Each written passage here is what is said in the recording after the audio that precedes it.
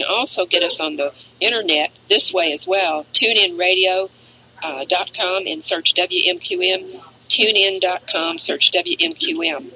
We are a working radio show, so I ask you to get a pen and paper because there are going to be some things you might want to jot down today when our speaker gets on the line.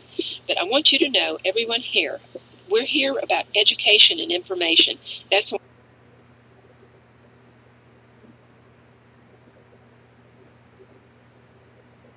The views and opinions expressed on this radio program are not those of its owners, advertisers, or sponsors.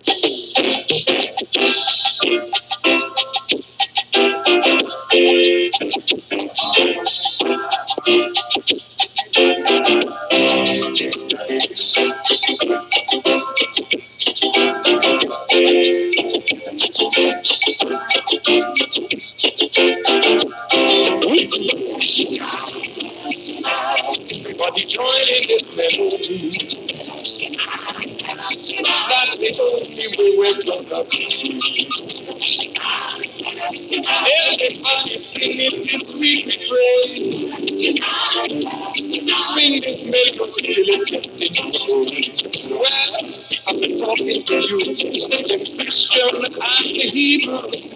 Anything to do, we got to unite, or else we are through.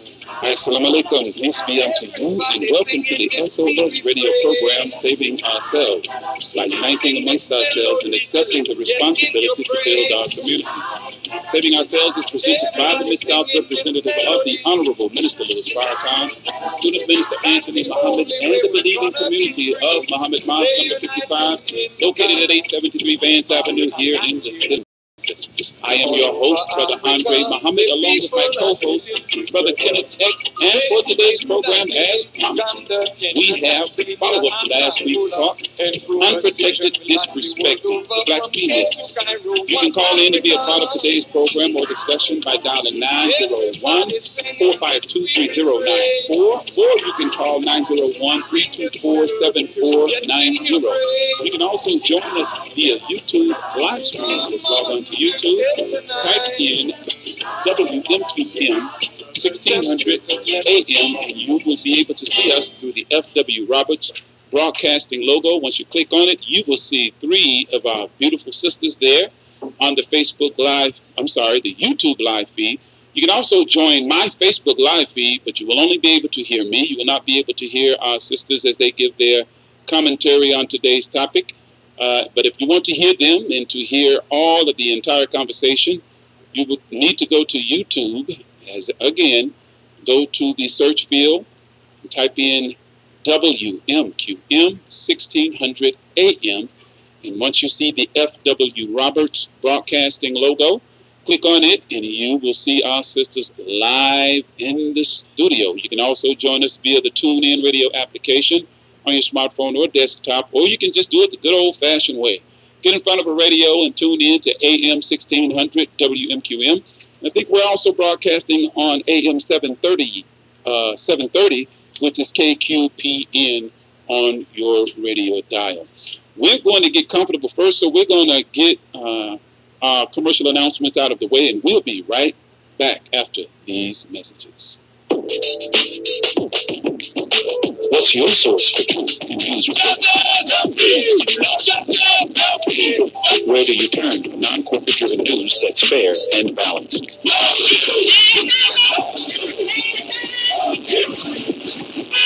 Subscribe to the Final Call News, your #1 free and independent news source that delivers hard-hitting national and international news coverage of today's political, economic, and social issues.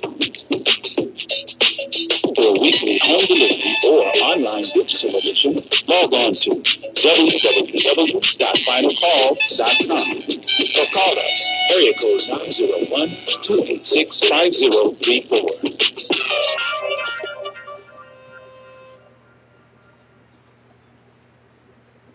Work. Get your locally made, freshly baked supreme bean pies from Bake the Bean Pie. Made from the best of ingredients, experience the golden brown flaky crust and pastry filling of the supreme bean pie from Bake the Bean Pie. Not only delicious, but also nutritious. The supreme bean pie from Bake the Bean Pie. Call in your order today, 901-210-8791. That's 901-210-8791. Bake the Bean Pie. Rick. The Urban Indulgence Bath and Body Boutique. At Urban Indulgence Handmade, we pride ourselves on offering quality skincare at affordable prices. Handmade with plant-based, skin-loving ingredients, our soaps and body butters give you luxurious lather and ultimate moisture. Experience the Urban Indulgence at 3314 Poplar Avenue next to Poplar Plaza. Open Tuesday through Friday, 11 a.m. till 5:30 p.m., Saturdays, 10 a.m. till 4 p.m. And we're back live here in the studio of the S.O.S. radio program. Once again, I am your host, Brother Andre Muhammad, along with my co-host, Brother Kenneth X. And as we always do, we must begin in the name of Allah, the Beneficent, the Merciful.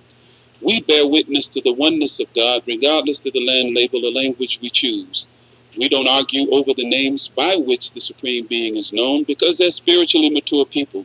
We should understand that God has made himself known according to the language and culture of the people, among whom he raised his prophets, messengers, and warners.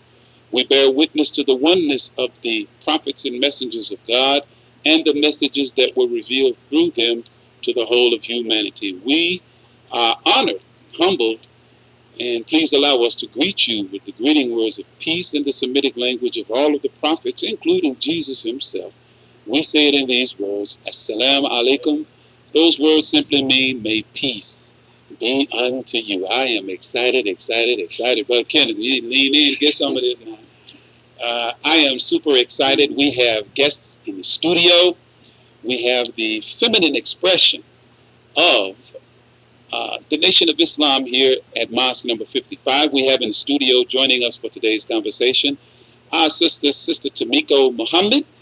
And we also have Sister Tuquela Muhammad, as well as Sister Donna Muhammad. That is as far as I will go. I will allow them to introduce themselves. And of course, today's topic for discussion is the black female, disrespected or unprotected and disrespected, a woman's perspective.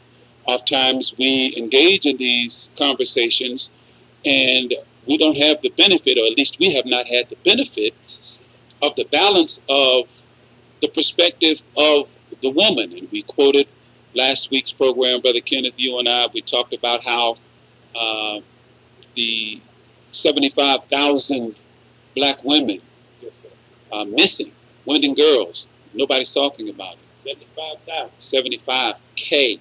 We talked about how the United Nations did a study and they said that the most unsafe place for women, period, is the home. Yes, sir. I found that astounding. And other articles that I pulled and research that we did. But we want to hear from our sisters today. So, sisters, you're on. Feel free. Start from left to right, right to left, from the middle and go to the ends. And please introduce yourselves to our listening audience. Yes, sir. I guess we're going to start with myself. My name is Tamiko Muhammad once again. I am a registered believer in the Nation of Islam, in the MGT and GCC Muslim Girls Training and Civilization class. I have been for maybe approximately 20 years now. So I've been studying the teachings of the Honorable Elijah Muhammad for quite a long time. I am a mother. I am a teacher, and I am currently studying early childhood education development. And I am so honored and proud to be here. We are glad to have you, Sister Tamiko. Next. Just pull that microphone forward. Just pull it forward towards you. Yes, ma'am. Okay. Assalamualaikum. Sister Tuquela Muhammad. I have different platforms, so they also know me as Divine by Nature 1 on my other platforms. I am a member of the Nation of Islam, born and raised. I am also a member of the MGTGCC, and also I also do child care, early childhood education, and I do for self entrepreneurship. I'm a mother of 6. Wow. And y'all need to see her. She don't look like a mother of 6. And I'm into how to eat to live, disaster preparedness, and making sure that our people know the time, per the Honorable Minister Louis Farrakhan and the Honorable Elijah Muhammad, the time and what must be done. Praise Thank you so much. And certainly last, and certainly not least. Assalamu alaikum. Wa alaikum salam, ma'am. In the name of Allah, the Beneficent, the Merciful. My name is Sister Donna Muhammad, as our host, Brother Andre, said, and I am a member of Islam. I've actually been registered. I just did the math because it's been so much a part of my life that I actually don't think of the time. Yes, I just did the math, and I've been registered for 29 years. Wow. So it's who I am. Yes, ma'am. A little bit about myself. I'm a mother of 3. I'm a wife, a Sikh mom, who I'm forever grateful for being blessed with. I wear a lot of different hats, but my most important hat right now is mother, homemaker, wife, homeschooler. I contribute from time to time to the Final Call newspaper, the best instrument on the planet Earth in terms of truth-telling, the only national and international Black publication that is free to tell the truth, the whole truth, and nothing but the truth. That's right. And you won't see advertisements for Seagram's Gin or anything like that of that nature. All you will see is that which uplifts. So I'm pleased to be able to contribute to that magazine or publication. Again, I do many things. I wear many hats. I like to do work out in the community as much as possible. But I guess as time goes on, everything else will just begin to unfold. Praises due to Allah. Thank you so much, dear sisters. Brother Kenneth. Yes, sir. Of course, you know I got to give you the opportunity to set it off, man, and give your greetings to the listening audience. Thank you, Brother Andre. First, in the name of Allah, the Beneficent, the Merciful, bear witness. There's no God but Allah, and I bear witness that Muhammad is his message. And again, greet our listening audience and our viewing audience on YouTube with the universal greeting words of peace of Assalamu alaikum. Which simply means peace be unto you. I've been looking forward to this for 2 weeks. We've been working behind the scenes to bring this together because this is a very hot topic, very timely topic. Before I go in, I'd like to offer my condolences to the family and all the loved ones in the community of our brother in Los Angeles, Nipsey Hussle. Yes. There's a lot of talk going on, and I'm going to follow the lead of our leader, teaching guide, the Honorable Minister Louis Farrakhan, and just have you go to thefinalcall.com and read his statement on that. Because right now, there's a lot of questions that's not answered. And sometimes we move out on emotion, and then the Quran gives us the best advice. When someone brings you news, an unrighteous man brings you something, investigate it. Look into it.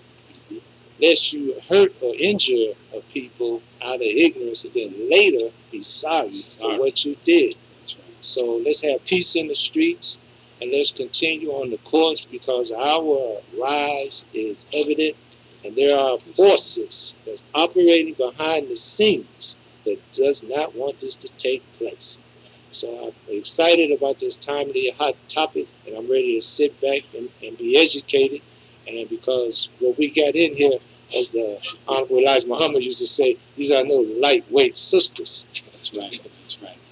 And let me also, on that note, brother, extend heartfelt condolences to a comrade and friend of mine, Police Lieutenant and brother, Myron Fair, who lost his life in a tragic accident. He was hit from behind by a drunk driver. I knew Myron personally. He was one of my fraternity brothers. He was an Omega, a member of the Omega Psi-Phi Fraternity Incorporated, as we do know that the Honorable Minister Louis Farrakhan was recently inducted into the Omega Psi-Phi Fraternity. But it hit me hard because I was just chopping it up in the hallway. We work at the same precinct. So our condolences and prayers out to Brother Myron's family. They eulogized my brother this past weekend. Unfortunately, I was not able to make it. I had a previous engagement a wedding that I had to attend. But we do want the community to know that we are professionals and stakeholders in the community of Memphis, and we do serve the community in many capacities. We are firemen. We are first responders on all levels. We are school teachers, as you just heard. We are those in nursing. We are attorneys. And we are, like I just said, stakeholders in this community. So we just want to send our condolences and acknowledge the fact that a good brother lost his life in an unnecessary way. And we pray for the family and that everything pans out right, and those responsible, or that person responsible, held accountable for his actions. As we say in our mantra on this radio program, we must accept the responsibility to build our communities. And as you heard our sisters introduce themselves and the capacities that they function, they have accepted responsibility to work amongst our people, for themselves and their families, to improve their quality of lives for themselves and the life outcomes for their children. So, Brother Kenneth, man, look, I'm ready to get at it. And sisters, if you will, I want the audience to just hear from you as it relates to what is your experience, what has your experience been like as a woman in the Nation of Islam? Oftentimes, the public at large does not get to hear from our women. And that's not by design, because, as you know, our sisters serve in some very prominent capacities in the Nation of Islam. One that comes to mind is the former student regional minister, Sister Ava Muhammad, who is now the national spokesperson and one of the national attorneys for the Nation of Islam. So some stereotypes exist out there, and I don't want this to sound scripted, because you know how people are. We got Brother Derek in the house. In case y'all don't see it, Sister, Brother Derek is sitting right there. You know, he's one of the stalwarts, and that's always supportive and making sure everything is working and the machine is well oiled, and he's behind the scenes. But if you would please, just share, just off the top of your head, some of your experiences in terms of being a woman in the context of the topic that we're talking about today. Okay, I guess I'm going to start. Well, I am more than honored to bear witness. However, I do want to say, before I begin, that I'm also praying with you, Brother Kenneth and Brother Andre. The condolences, I'm definitely praying with you for peace and strength for the families. I'm excited to be in the Nation of Islam. Yes. I am, my experience has been the best experience of my life. So it's almost like my life didn't start until I joined the Nation of Islam. Wow. It is the idea of knowing who you are, knowing your role. As a teenager, I had a lot of questions, but as soon as I listened and heard the Honorable Minister Louis Farrakhan, all of my questions were immediately answered. Mm-hmm. He instantly became my father. He instantly became my mother. And I was raised in a single-parent home with my mom, and she did the best that she could. But this man really helped me to understand who I was, my nature, and what I was supposed to be doing, because he had the teachings from the Most Honorable Elijah Muhammad, who we know to be the man that has, he's made God. Mm-hmm. So we understand that his intervention into our affairs was to help us to reconnect with our nature, reconnect with who we were and what our roles were as men and women. Mm-hmm. So it's an honor. I just want to say one more thing before I move on. Yes, the MGT and GCC, we are doctors. We are lawyers. Uh-huh. We are surgeons and pharmacists and dentists. But we have been added to, when it says MGT and GCC, that conjunction, and it adds to our life, adds to our profession, whatever. And we are advanced in that. So we are advanced doctors, advanced lawyers, advanced teachers because of this teaching. It is an has been an honor, and it's a wonderful life being in the Nation of Islam. Thank you so much. My sister Taquela, your perspective? Praise be to Allah. That was beautiful. Praise be to Allah. And I can attest and bear witness to my sister that the Honorable Minister Louis Farrakhan was the father in my midst. Because I as well, my mom was a single mom. So all I witnessed was a strong woman. And at a certain point, I'm like, what does a strong man look like? And when having to watch and look at the men when I was younger, times where I wasn't really paying attention, but my mom had on the cassette, VHS, and DVDs playing, I was always listening in the back of my mind. As far as the Nation of Islam, I would never be anywhere else but the Nation, because I have felt protected. Even going out, wearing my garments and being fully covered, I love my garments and my headpiece. Yes, ma'am. Because literally, I can go into Walmart, and I'm talking about brothers grabbing doors, sisters looking like, wow, you're so beautiful. If I have my daughter, it's like a different type of atmosphere that you carry when you're in the Nation. Because you have that, like, it's like a cape, as far as your garment. So you're feeling like you're walking in the whole armor of God. Yes, ma'am. And so just everything, as far as the Nation, we're not oppressed. We get to be ourselves. We get to express ourselves. We can be creative. Like, the home is not our place, but a base, so we can still be home, taking care of our families, and still be out here in the community, helping our people. There's nowhere else I would rather be. Yes, so, ma'am. Praise be to Allah. Praise be to Allah. And if you would be so kind, my sister Donna. You got 30 years to ramble through. So that's a big rollerblade. For those that may know me now, would probably be surprised to hear me say I was shy.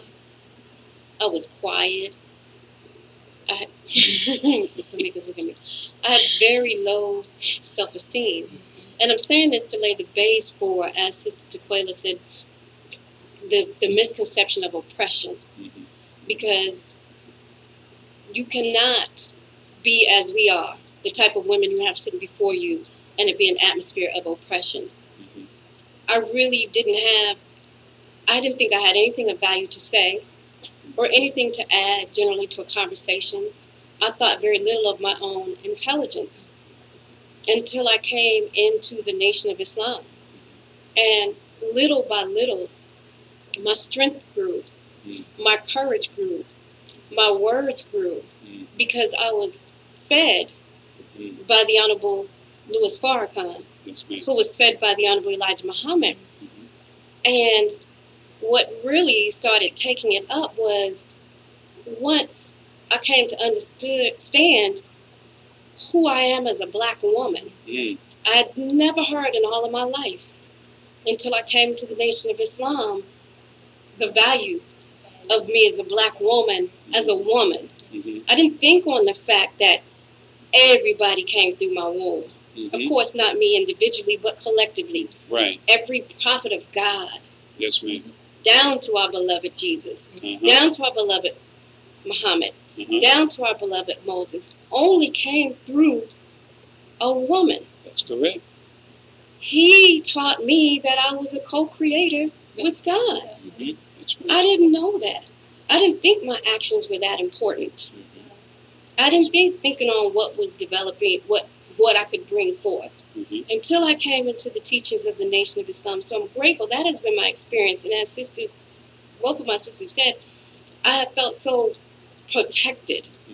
There's really nowhere that I go that I feel unprotected. And that's through the years, from strangers to those among me, other believers. Yes, ma'am. And then I got to understand what it was to be a wife. I honestly believe, had I not come into the teachings of the Nation of Islam, my husband and I are celebrating our 20th anniversary this year. Yes, ma'am. I know we would not have been married this long. Why? Because even though I may have been quiet and had low self-esteem, I had a tongue that could cut you down like a knife. Yes, ma'am. And I didn't know that there was anything wrong with that. I thought it was cool. I thought it was all right to be tough, and it helped to compensate for the self-esteem. So I wouldn't have known how to handle him. Right. As a black man that's gone through the society that we go through. Yes, ma'am. So I learned that. I learned that through the classes. I learned to love feminine arts. All of that I learned through being a member of the Nation of Islam, and am still learning and am still growing year after year. Man, fantastic, fantastic, beautiful start. I wanted to get that in first, and right behind that, we always share with our listening audience what we characterize as axioms or guiding principles to undergird the conversation as we go. And we ask our audience to bear these comments or these quotes in mind. Two of them are from the Honorable Minister Louis Farrakhan, and the third is from Carter G. Woodson. The first from the Honorable Minister Louis Farrakhan, and we ask the audience, and of course we think over these particular quotes as we engage in this dialogue and give our commentary. The first one is, "He who prescribes the diameter of your knowledge dictates the circumference of your activity." As the listening audience, you may have surmised by now or observed from the short commentary of our sisters. They've been given a diameter of knowledge that this world does not offer for our women, particularly for black women or women in general for that matter. So the enemy has always sought to control that diameter of information and to ensure it's not the kind of information that will allow us to act independent of him and to think freely. And as you always notice, when black leadership in America take a position, particularly with those who speak truth to power, you immediately see the thought police dispatched to reel them in, so to speak. And that's our first quote. The second is also from the Honorable Minister Louis Farrakhan, wherein he writes, quote, "A slave is one whose power and authority is ruled over by another, and whose sphere of freedom, is limited according to the wishes of his master." So there again, to me, that is the companion of the first, because once again, the sphere of freedom of black people, of black entertainers, black artists, black intellectuals, black politicians, their sphere of freedom is limited according to somebody else's wishes. So this is why when they, and it's like the Honorable Minister Louis Farrakhan has been made the litmus test, and it's not like it, he is, in fact, the litmus test that they use to determine whether or not those of us in black leadership are suitable for their purposes. And when we give any measure of kudos or accolade to the Honorable, even we just speak favorably or refuse to speak negatively of him, then they act as that master, that limits your sphere of freedom. So they make life difficult for you. They make it difficult for you to advance in the field or your chosen field of endeavor among black leaders. And the third and last quote is from our brother Carter G. Woodson in his great book, The Miseducation of the Negro, wherein he writes, "When you control a man's thinking, you do not have to worry about his actions. You do not have to tell him to go here or yonder. He will find his proper place and will stay in it. You do not have to send him to the back door. He will go without being told. In fact, if there's not a back door, he will cut one for his special benefit. His education makes it necessary." And those are the three axioms or guiding principles that we like to use to keep us mindful of the reservoir of information, if you will, that we pull from to engage in these kind of meaningful dialogues and conversations. And with that being said, sisters, as you heard me and us say moments ago, I looked at an article from the United Nations. And in that article, they said that the most dangerous place for women, period, is in the home. The most dangerous place. I mean, the place where she should feel most protected, according to the UN study. And this is women in general. This is not specific to just black women. We're gonna boil down to that momentarily. But according to their report, that is the most dangerous place for women.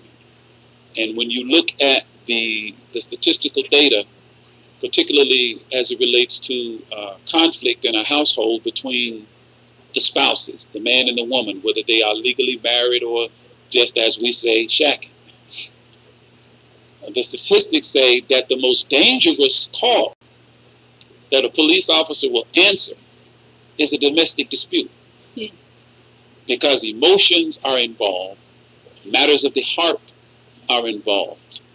And unfortunately, many women lose their lives or suffer physical as well as psychological and emotional injury from this. Could you speak to that particular topic, and perhaps why do you think it is so? If I could, I'd like to share some words from a lecture by the Honorable Minister Louis Farrakhan. Please, please. And it's called The Causes of Domestic Violence. Yes, ma'am, please. And actually, if people go to the Final Call website, they can look that up and read the article in its entirety, but it's a distilled excerpt from his lecture. And he starts off with, there never was a time that so many of us have killed and abused one another as we are doing today. There never was a time when black women were so abused and misused as they are today. There never was a time when black children have been so abused and misused as we find them today. The violence and abuse in the home is so great that every teacher or leader of any consequence should begin to look at the destruction of the black home, the black family, and the black community and address those concerns with truth.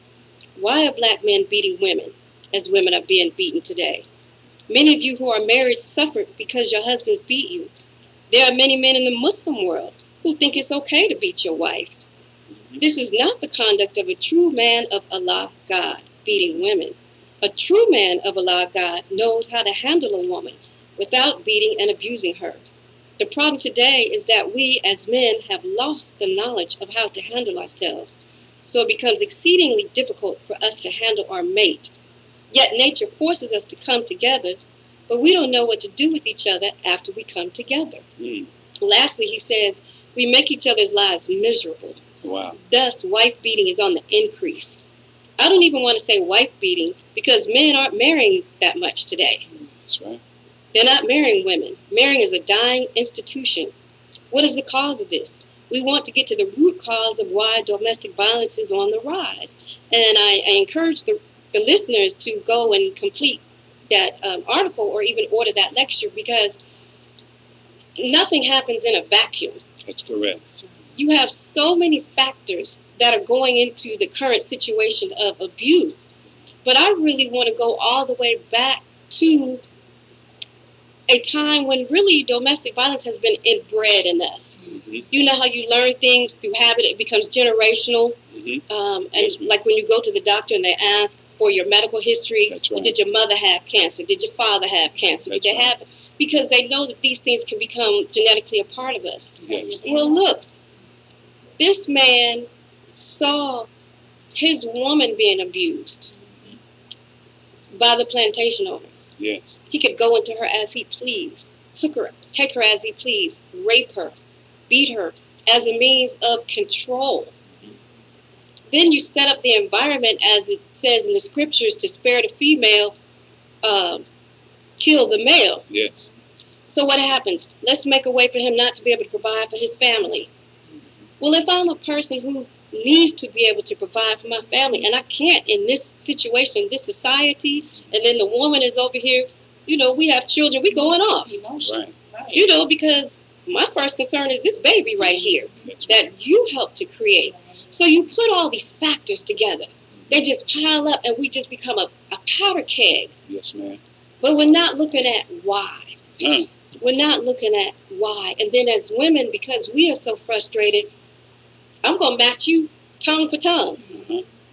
I'm not going to take a low road. I'm not going to look at what your circumstances are. So I'm going to say something. The only thing he ends up resorting to, because in truth, we think faster. We're quick with it. Yes. Women are quick fast. So since he can't think of something quickly, boom, I'm in your mouth. Yeah. As the minister said, I'm going to live in your mouth like a dentist. That's right. So, but these factors are not isolated. That's They're correct. dependent upon so many variables that we're going to have to pick apart, unpack, if you will, and get to the bottom of it so that we can begin the process of repair. Yes, ma'am. Excellent. Thank you so much. Any the sisters care to Praise be to Allah. I'm going to let Sister Quayla. I would definitely want to comment on that. Yes, ma'am. Yes, ma'am. Praise be to Allah. And for me, I feel like that God is no longer in the home. Oh, say amen. Once Amen. you remove God from the home, you have a home of satanic worship at that point. Yes, People doing what they want to do, how they want to do it, when they want to do it. Roles are changed. Wow. So now you have the man home because he can't find a job. And now you have the woman out of the home. So now she doesn't have the ability to raise and rear her children properly. So now that's added stress when you come home and now the children are acting other than themselves. The man don't want to do anything but naturally have sex because he feels less than a man at that point, and that's the only way, according to Mr. Louis Farrakhan, that a man can conquer a woman outside of putting his hands on the woman. Come on. Then you're introducing the television, the music, and all these different things which all derives from Satan coming into that home, destroying the family. So if you don't have a basis in that home, then what do you have? Wow. You don't have a family. You don't have a home. No, you don't. So we have to bring in knowledge and wisdom and teach and get rid of that mindset, because that mindset has destroyed the black family. That's good. And now we have nothing. We have no base to create a family. We don't even know what to look for because now they have reality TV. Uh-oh. So that's our new family. This is how Real we're supposed Housewives to of this, that, and the other. be. Now we got the children watching reality TV. So now they're thinking, oh, this is how we're supposed to behave. We're not doing it right. You know, and the world itself, now that God is not on the planet. He's here, but in this world of America, he's not present. That's right. So now you have the gay marriages, you have children that can be themselves, you have them pushing that into the school system, you having children corrupt. What type of family atmosphere do you have? So now you have enemies now, because now we don't love ourselves and we don't love our family, because you cannot love your family, you cannot love your children, you can't even love God if you don't love you. That's right. So excellent. Thank you so much, sister. Yes, ma'am, Sister Tamika. Well, Brother Andre and Brother Kenneth, I hope y'all ready for this. Let it rip. Hope y'all ready for all of this up here now. Let it rip. Sister Donna, something resonated with me, what you said from the Honorable Minister was Farrakhan's quote. Sister Quayla, something you said resonated with me. When Sister Donna said that this must be addressed, we must address these concerns with truth. Okay? So it may be difficult for us to understand and ponder why a man that says that he loves his wife would beat her.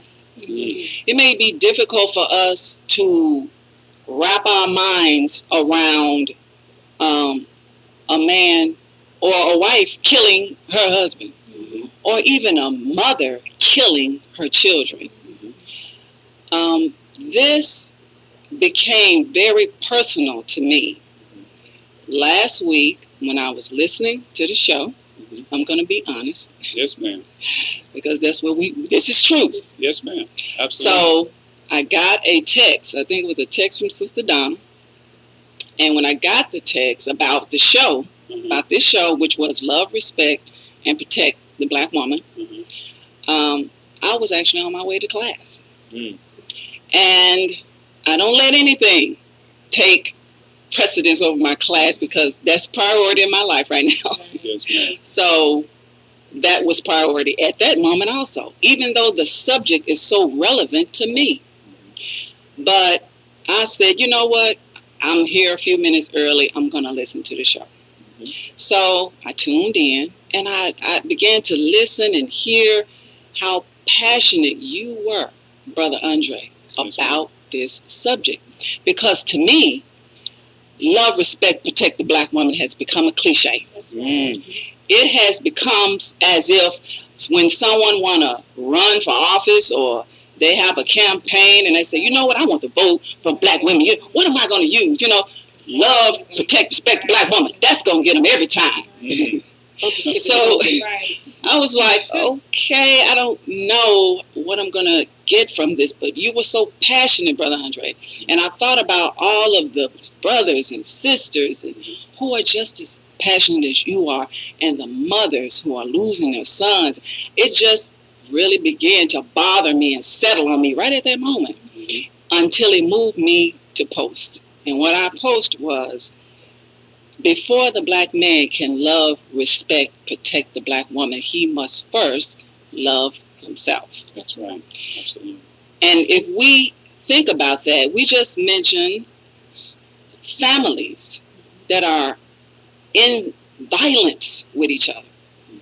How can we say we love and we can turn around and take the life of someone that we love? How can we say, okay, I love that woman, you know, this is the subject, love, respect, protect the black woman, but we don't really see a lot of that. And I just thought about some things.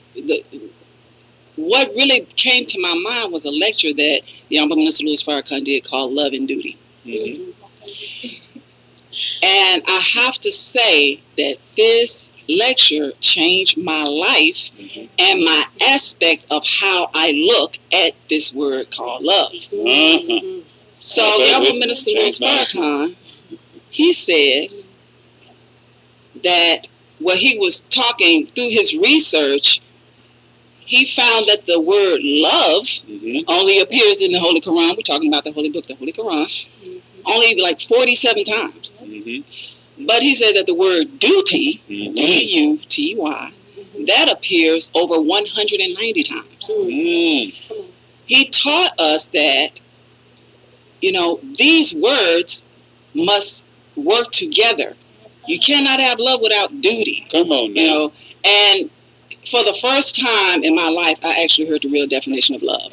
Yes. The Honorable Minister Louis Farrakhan told us that he was having a conversation with his teacher, and he was, you know, the Most Honorable Elijah Muhammad was always listening to this brother talk about love and love this, and he just got frustrated. He was like, brother, what is love?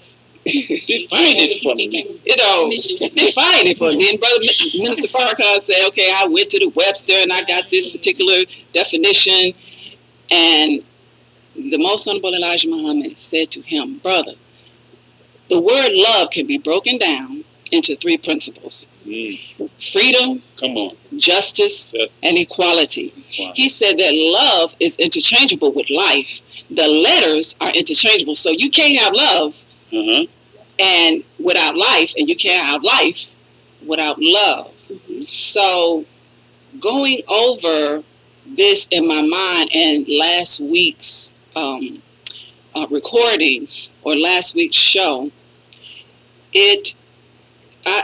God gave me so many visions how we demonstrate how we just really don't love. So I would really like to kind of deal with that aspect. You know, it is a desire. I really see the desire for love, respect, and protect for the black woman, but I don't really see the effort. I don't really see what is necessary in order for us to achieve that goal. Now, the Most Honorable Elijah Muhammad, he said, we must be re-educated. We are not fit for self. We are not completely, that's right. We are not fit for self. Wow. So if we are not even fit, we need to look up that word fit. I just got a very small definition. Suitable, to be suitable. To meet the required of your purpose. So we are not even fit. We don't even meet the requirement of our purpose. That's right. So we can't love. There is something that needs to happen before we can really say that we love. Yes. Wow. Thank you so much, dear sister. That was very powerful. And you know, I always have to send some shouts out. I got to kind of let you all know who's listening to you on the Facebook Live feed from my phone. I have a lot of people that are on, all the way from Sister Connie Ford, she's on, Sister Tamara is on, Brother Alici, Brother Jarvis, my nephew is on, Brother Mark is on from the Carolinas, my frat brother, Brother Dwayne, Brother Michael, all the way from West Memphis is on, Sister Hazel is on, Sister Sandra is on, Sister Lisa, man, Kadim Amir is on, Brother Kenneth, of course, is on. Sister Carolyn is on. Brother Fred, Brother Guyland, my former co-worker, he's retired, man. I hope you're enjoying it. Brother Terrell is on. Brother Andrew is on. Brother Duran is on. Now, these are just people in the community listening. Who else? Sister Tanya is on. She's always on. Sister Fatima. And my sister-in-law, David, is on. Sister Eva is on. And many, many more. Sister Rosalind, who is always on. Sister Rosalind Wright. I got to give her first and last name. She's an avid supporter. She's always tuned in. And those of you that are, my cousin from Chicago is on. Sister Dina is on. But those of you that are listening and would like to hear and see our sisters, don't hesitate. You can go to YouTube, type in WMQM space 1600 space AM. And once you hit enter, you shall see it'll populate with the F.W. Roberts logo, should be at the top. It's a blue circle with a yellow radio tower in the center and the words F.W. Roberts. Going across it, once you click on it, you will see our three beautiful sisters streaming live on Facebook, and you can hear their commentary as well as hear us. You'll see me and Brother Kenneth squirrels together up here in the upper left-hand corner of the screen, and we're going to make it happen. Sisters, thank you for their commentary on that aspect.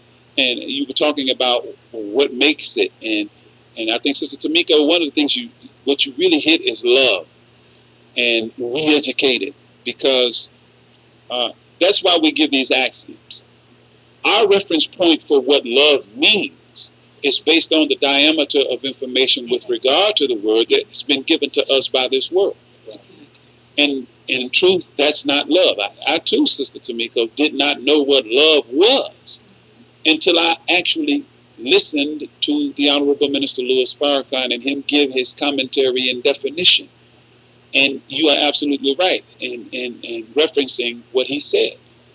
Love is three principles: freedom, justice, and equality. And you can't have love without duty. Just ask a black woman that you ain't put food in the refrigerator for. Ask a sister. She ain't got to be black. Ask a woman who we are supposed to husband. And I learned that to be a husband is to be the guardian over that which is not even yours. Come on. She belongs to God. You just the husband. You the caretaker. So all of these false ideas and concepts and misperceptions and miseducation, this is why we give these axioms at the beginning. And I'm so, man, God, we need 3 or 4 hours to have this. That's why I slated 2 days for you all, because I knew we were going to get here. Now, I want to shift gears, and our Brother Kenneth want to give some commentary, and we're going to shift gears to the next question I want to give you. I just briefly, yesterday and today, Brother Derek and myself, we had went out to the juvenile facility. And knowing that we was going to do this show, we laid down the topic. The brother asked the question, how many of you knew what domestic violence was or is?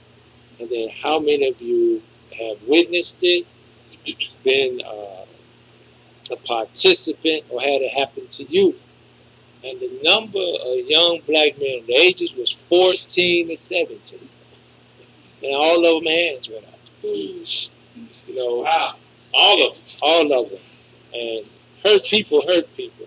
Yes. And as Sister Tamiko was saying, what we see in the home is that what we emulate. We really don't know, because we have to be totally re-educated. And these young men was talking about how they deal with women. They used the term female. And so I was asking, I said, it's a lot of females. I mean, you know, what do you mean, you know? And just the language we use. And then it was saying that they thought that's really how you're supposed to interact. And then they were saying the young girls that they deal with feel as if though you don't care unless you putting your hands on them. And if you're not, they will precipitate the act by putting their hands on them first. And we were just sitting down, sucking up this information. So it is a societal problem that is spiritual at its root.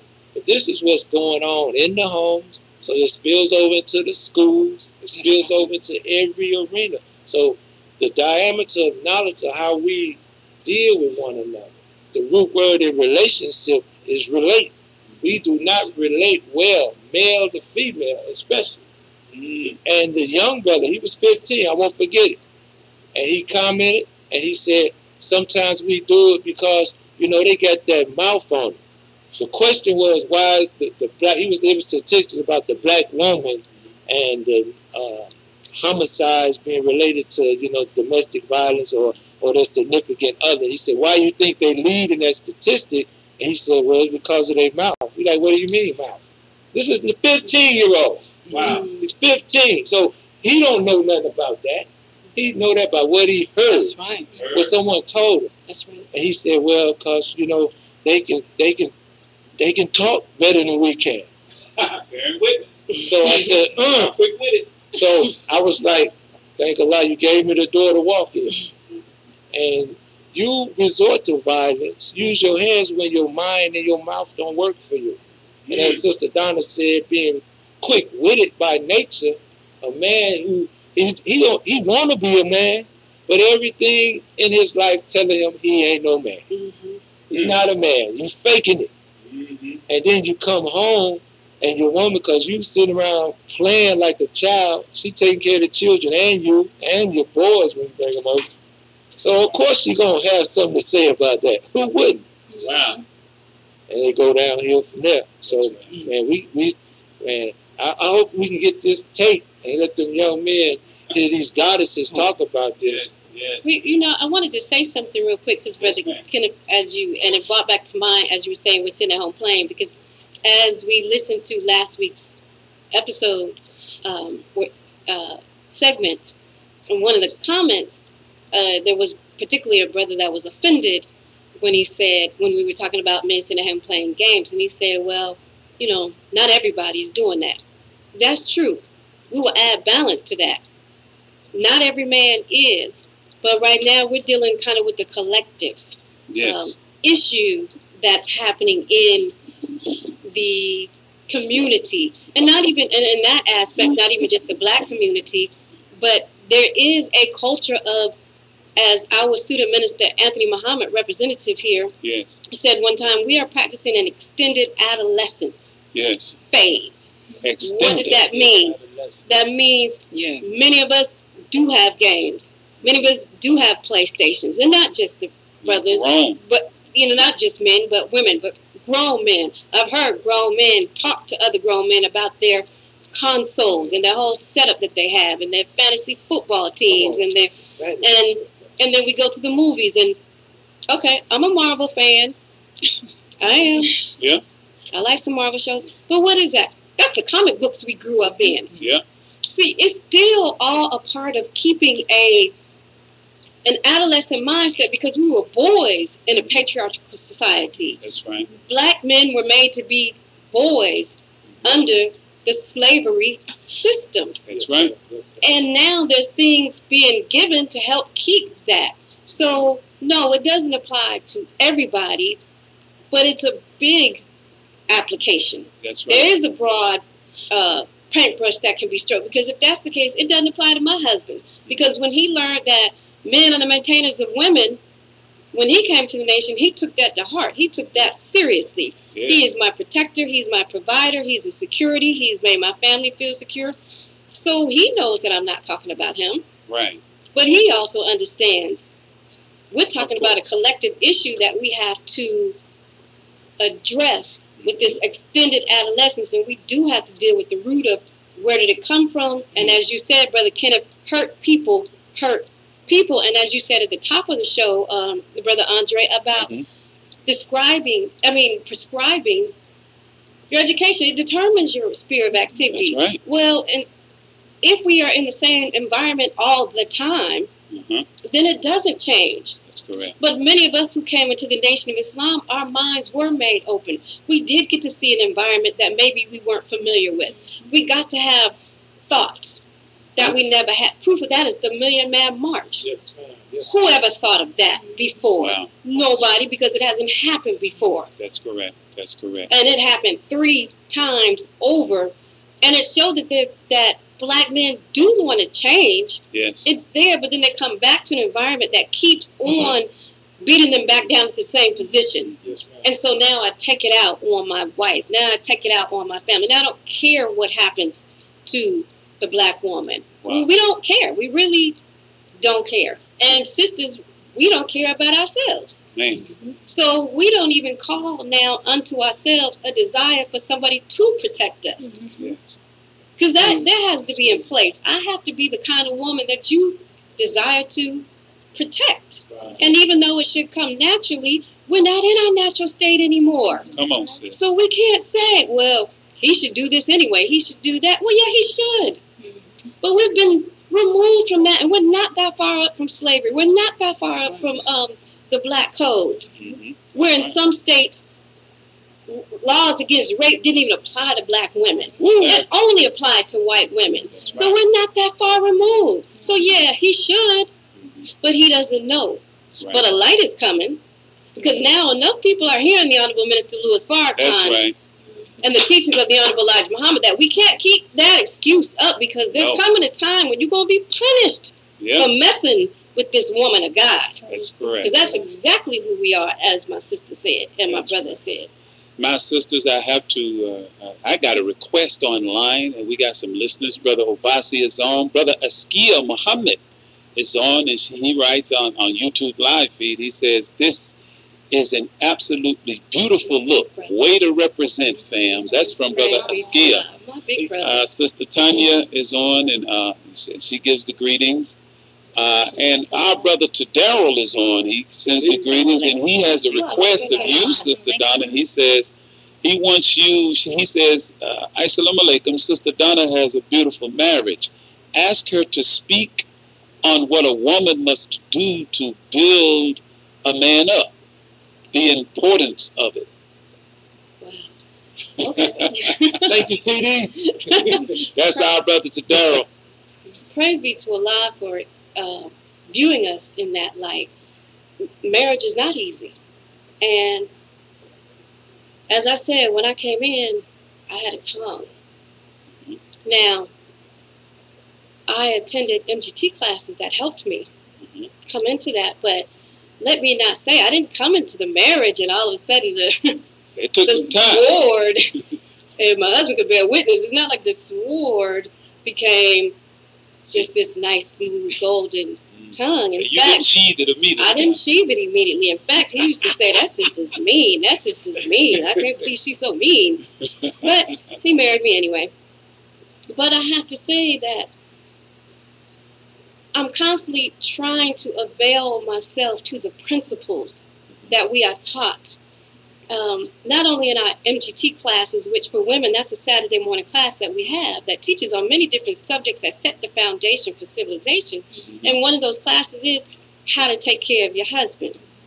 Because the Honorable Elijah Muhammad taught us that really in truth, sisters, there's nothing that we can't get from our husbands. You need to ask my wife. And it's about how we apply it. You know, our grandmothers had this saying, you attract more flies with honey than vinegar.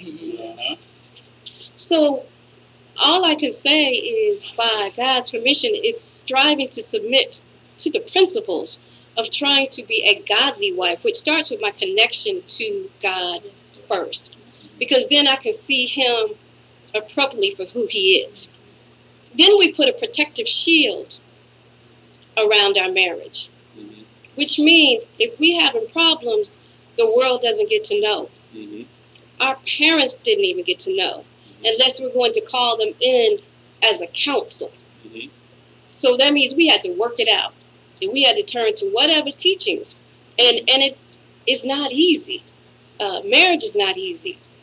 But it's an institution created for us. Yes, ma'am. So the best thing that we can do is first connect to God and know what he desires for us as women. And as I said earlier, then when we carry ourselves as somebody, because he wants to protect me. Yes. He wants it. I mean, I have to honestly say, my husband has a great desire to fulfill my desires. Yes, ma'am. And that is a blessing.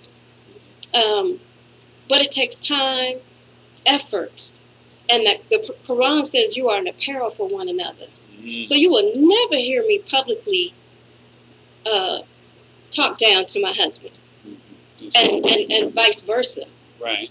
It's no need for Sister Tequila to know. Sister Tamika has known me for a long time. We even lived across from each other at one time. And I would venture to say she really doesn't know anything about the inner workings of my marriage. Right. They're personal.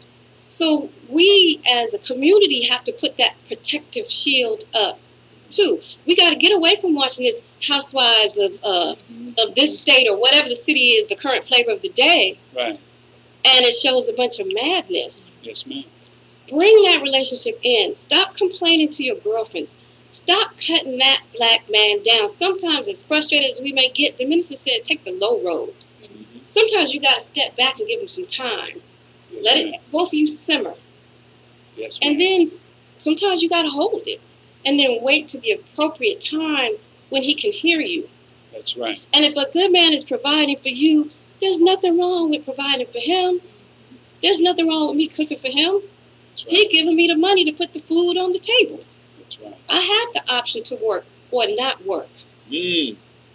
But my money is still my money if I choose to work. That's because right. He takes on the mindset of maintaining men. So I would say the best thing is to serve each other like the Quran says. Be a peril for one another. Yes, ma'am. Be a covering for one another. Yes, be one's strength where another one is weak. That's right. That's all that we can do. And the best thing is strive to be one with God. Yes, ma'am. Because that's going to determine how your relationship is carried out. Praises be to Allah. Brother Jadel, did you hear that, soldier? I'm pretty sure he did. And somebody said, yep, this is true. That was the husband that chimed in. I let Sister Donna know. Brother Asika said, yes, yep, this is true. That's Brother Asika just said, yes, this is true. And I must say, dear sisters, I too, as a man, learned how. I'm coming up on my 30th, my wife and I, 30th year of marriage. Yes. And joining the Nation of Islam, man, and learning how to be a man. Yes. See, the world, this world has given us this overabundance of display of testosterone. Right. Exactly. As the standard of what manhood is. If you just look at the word, it says manhood. Mm-hmm. Hood is associated with that which covers your head, mm-hmm. suggesting that manhood is primarily rooted in the knowledge of how to be a man. Mm-hmm. And I heard the minister say, brother, a woman should be so close to God that a man has to go through God to find her. Come on. Yes. Praise be to God. And see, and I'm starting to give commentary now, but our women in general produces two types of people that come on this planet. It ain't but two types of human beings. One is a Cain and the other one is an Abel. Mm-hmm. And because of this world and its way and the way its institutions are set up and the body of knowledge that's offered, as the minister said, if you just pay attention to what's being fed to the people, that tells you who the feeder is. That's right. That's right. And what's being fed is that which will primarily produce Cain. Come on. And you have a few Abels. In our Christian family y'all say, Jesus is able. Mm-hmm. Why you say that? But anyway. Good question. Let's move to another part. And man, time is flying. It's already 5 minutes after 6. We only have 55 minutes left. But I really want to hear from you all, circulating through the internet. And, of course, in the news, a young woman, according to what's being said so far, as you said, Brother Kenneth, we have to look carefully into it. Because we understand the American media and how they report. And I find it interesting that so much information in terms of forensics is available so quickly. I wanted to know what the timeline was. But at any rate, a young woman got into what she thought was an Uber. Yes, sir. Yes, sir.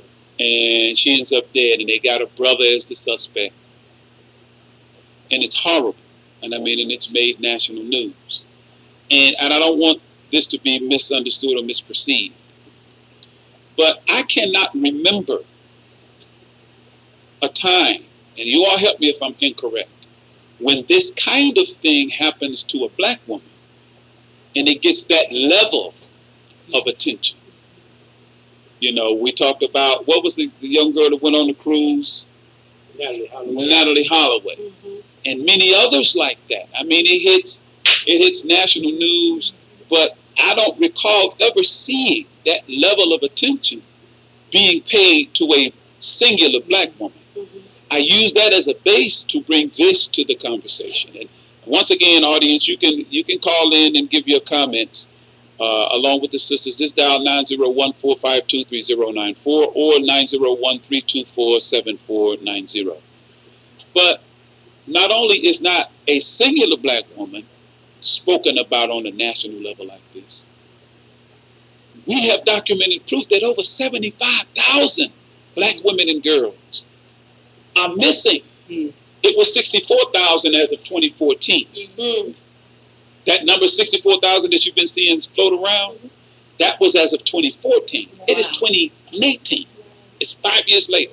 And they're saying now it's up to 75,000. And before you answer that, Brother Kenneth, he wants to add to the question. This is very brief, because we throw out numbers, we throw out statistics, and we become desensitized to them. Google how many cities in Tennessee have a population of 75,000. Yeah. Wow. Think about a whole city that's just missing. Yes. Nobody know where they're at. Wow. 75,000. Well, thank you for putting that in I just there. want to put that in context, because, you know, I'm like you, Brother Andre. You know, it's almost like, you know, okay. And 75,000. Most states only have 1 or 2 cities with a population greater than that. So a whole town is missing. A whole town of women are missing. You know, but why is it, do you think, that covers, and that's why I was so passionate, you know, because I saw the 64,000 and that made me mad, and I started researching, and the number is up to 75 now. How in the world, and I didn't use the word world, I used the H word, can that many of our women and girls be missing, and we're not even having a conversation about it? So what are your thoughts about it? So there go the passion coming out. Y'all excuse me. I am just as passionate as well about the numbers. This is something that is also very, very close to me. And I am remembering what Brother Kenneth had said about the young men in the juvenile detention. I think that's... Yes. And they're like 15. Okay, so this is the age group that is exposed to this kind of mentality. And Sister Donna mentioned about us still being in an adolescent phase as adults. Yeah. So, you know, there are so many phenomenal, weird things coming out as it pertains to black women.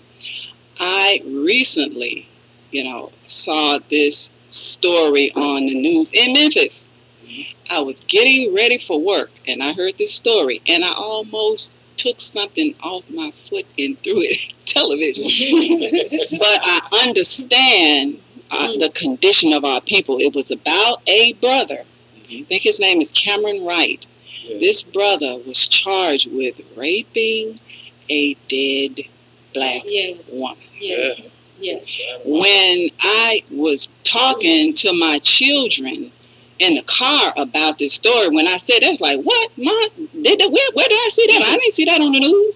Exactly. Because it struck them so hard. And it brings me back to, of course, the love aspect, but from an educational standpoint, we we're taught in the Nation of Islam through our supreme wisdom that the original man was mastered. Okay, we were mastered. So how are we mastered? You have to start with the brain. You have to start with the history and the knowledge of a human being. Right. Mastery of the original man starts in early childhood education. It starts with the dispositions. It starts with the inherent qualities that we instill in our children. We are actually expecting our children to be more mature than they really are and experience dramatic trauma. Now, we say, of course, yes, our children are very strong. Our children are very resilient, and that is true. But in education, there is a term called scaffolding. Scaffolding is a teaching method that enables a student to solve a problem, carry out a task, or achieve a goal through a gradual shedding of outside assistance. Most of the time, that outside assistance is the teacher. But we are with the student, and we have to help the student through this particular task. Also, the teacher has in mind that student's zone of proximal development. That means it's actually a theory from Vygotsky, which is one of the theorists who studied childhood psychology, and America adopted his theory into our educational system. So, zone of proximal development is the difference between what a learner can do and what a learner can't do. So we're not going to give a student a task that they cannot do because it's not developmentally appropriate practice, or DAP, as they say in the educational society. Well, we give our children, or we expect our children to be developmentally ready for the events and the activity that we put in their lives, and it is above, way above their zone of proximal development. And scaffolding is not sufficient because we cannot give a 1-year-old an algebraic expression. They're not ready for that. That's right. So we are putting in the lives of our children molestation. That's above their zone of proximal development. Can't even process. They're not ready. They're not prepared for rape. They're not prepared for watching their mother and father abuse drugs. We're actually we have an what is that, opioid epidemic. And I just recently studied that grandparents are raising their grandchildren because a lot of these young people are addicted to opioids. So they are not ready they're not developmentally ready for alcoholism. They're not developmentally ready for domestic violence and even divorce. And we put these extreme events on our children that we say we love. Which also bears witness to the absence of the duty. And when we see a child that has gone above the zone of proximal development, they begin to get frustrated. They will cry. They will throw a tantrum. They fall out on the floor. And we say, oh, that bad child. No, the child is not bad. Come on. You have gone over that child's head with something that they are not developmentally mature to handle. Come on,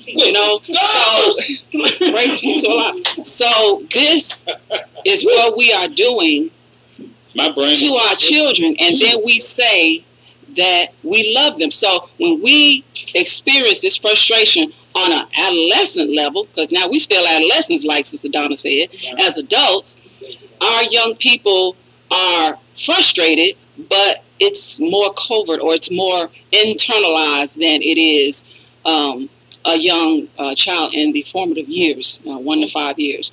So they are looking for a source away from the emotional pain. They're trying to get away from the emotional pain, which they will apply physical pain. We have, the tattoos are very popular today, but it is a source of pain that helps them to get away from the pain in their emotional lives. We have our young people who turn to substance abuse. We have people that turn to a life of crime. And it goes back to what Brother said. That young man is 15 years old. What are his dispositions? Wow. What did he see in those formative years of life that has him believing that, hey, it's her mouth. She deserves. Wow. She deserves to be here. Yes, ma'am, Sister Taquita, I was sure fixing to ask you. Please add to that. Yes, ma'am. Yes, I agree with Sister Tamika wholeheartedly. I was listening to a lecture on YouTube called "What Gives You Value" by the Honorable Minister Louis Farrakhan, and that lecture had me in my house crying, boo-hooing, literally, because he spoke about the adolescence that Sister Donna was speaking about. We didn't have. How, as a single mother, you have to work. So starting with the youth, you're pulling your children first off the breast, if you even give them the breast. Yeah. So now you lose the disconnect from the parent now, your mother. You don't have that bond. Mm-hmm. Then after you pull them off the breast, you don't want to be bothered with them. What do you do next? Put them in daycare. Shuffle them you up. put them in school. You put them around people who don't love your child because they don't love themselves. It was the situation, with R. Kelly. I'm not going to speak on it, but what I thought about was how many women, when the minister started speaking about being molested and raped, how many women raised their hand and was molested. But the thought always comes to my mind: where were the parents? Yes. Where is mommy and daddy? Where are you to be molested? How come they didn't know? How come the child wasn't strong enough to go to the parent and let the parent know? Why do you wait until, you're an adult before you finally tell your parent? And sometimes this is what happened to me. So in the home now, there is no connection to the parent. There's no connection to siblings. Now the siblings are arguing because there is no love. There is no God. So now you're raising children. They're growing up. And like for me as a child who saw my mom be the strength in my family, I didn't have a dad. So I have no clue what a man looks like. Wow. The only man that I knew was Minister Louis Farrakhan. And that's listening, but not seeing him in everyday present. What do I look for? What do you look up to? There are no men around. So the boys now are being raised by mama. So now they see strength in a woman, and when they grow up at 15, they see domestic violence. Yeah. They see a man shacking up. They see men coming in and out mommy's hot room. So now, what do the boys look for when they turn teenagers or become men? What are they looking for now? They're looking for a mother. Wow. Because they have not been nurtured properly as children, as not youth. Not a mate, but a mother. They have no bond to you now. They don't even know who you are because you're never there. You're never around. I mean, I've witnessed women who club all day and night, and I was a child care provider working third shift, and people that didn't even know me would drop their children off to my house first day. I got to go out tonight. Can you watch my child? And would not come back until the next day. Wow. So you mean to tell me won't even call to say, is my child all right? Wow. So that's how children, to me, get molested, because you're putting them in an atmosphere where you don't care about the child. So it starts as youth. We have to go back and re-educate the women and re-educate the men, because without the education, women don't know how to properly take care of boys. They don't know how to properly raise boys into men. Therefore, we're going to continue with the generation of men mistreating women and unprotected women, because they've never seen what it looks like to protect a woman. They don't even know how. They are the security. Women now look at children. Their 10-year-old sons are home. I'm watching little boys walk down the street at 8, 9, 10 o'clock at night. They playing basketball in the street, and they go in when they want to go in. Wow. They go in the refrigerator and fix what they want to eat. Their parents aren't home. Mama, I got to work. I don't get off till 12 o'clock at night. Go in the kitchen and fix you something. Get your school clothes out. Make sure they're doing everything for themselves at 9 and 10.